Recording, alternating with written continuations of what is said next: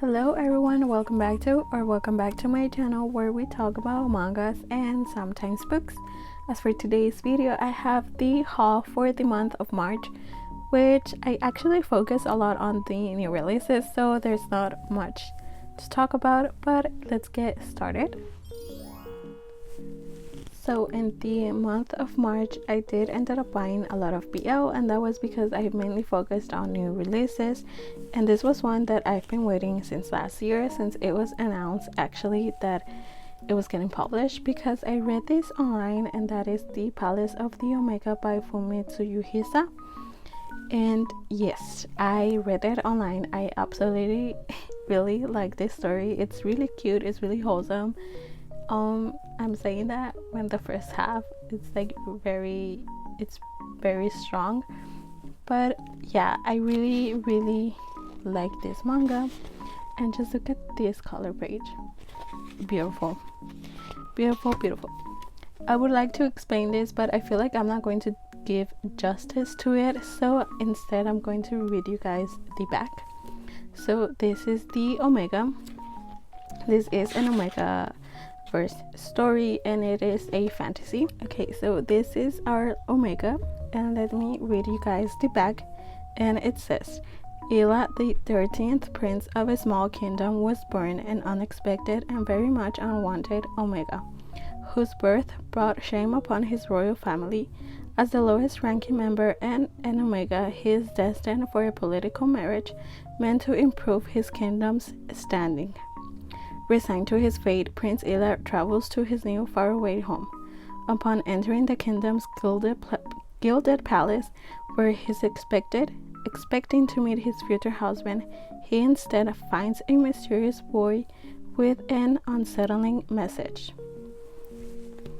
And this is the prince who he is meant to marry. Here. He's so cute.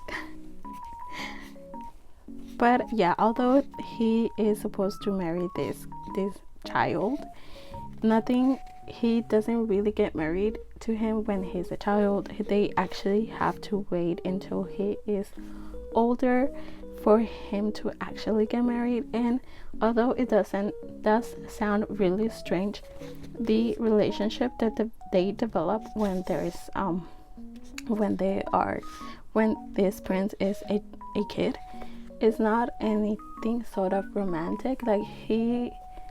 Ila is just there because he was sent to be married to him, but he doesn't have any romantic feelings towards him when he's a child. So to be honest, if you were a bit put off by the fact that the other prince he's supposed to marry is young, don't be. I was put off by that fact as well, and I was debating or not I should read it last year when I first heard about it. But let me tell you, the story when they first meet is really wholesome, it's really cute, and then everything, there's a turn and a twist in the story that you don't expect, and it's just fascinating. I really like this manga. But yeah, if you don't want to read it, definitely don't. But just know that nothing disgusting happens between the characters when one of them is young. Just to let you know. Yeah, and next I also bought At 25 in Akasaka. This is the third volume, and I haven't read the second one. Yeah, so this is the third volume of At 25 in Akasaka by Hiroko Natsuno, and I have yet to read the second volume. But if you guys remember my review of the first one, this is between two actors, and I was very intrigued because I feel like this series is going to have a lot of drama, and I cannot wait to read this third one along with the second one. Now that I have this one, I'm going to binge read the story. I also got the 10th volume and a new release of Sasaki and Miyano. And look how cute! It's so pretty.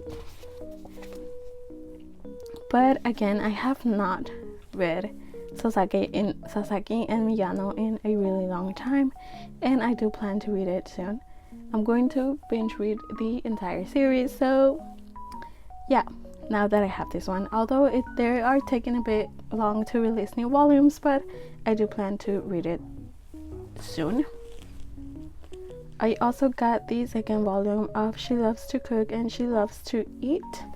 This is a GL story that I actually also read this month, and I only managed to read the first volume, but I hope to read this second volume soon.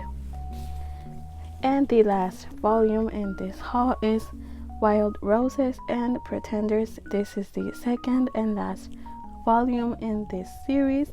I actually already read this one, and yeah, it was a really good close to this story, but you will know about it once I come out with the review. And that's all the manga I bought for the month of March. Like I said, it wasn't a lot. I just focused on new releases of series that I already follow or one that I was already expecting.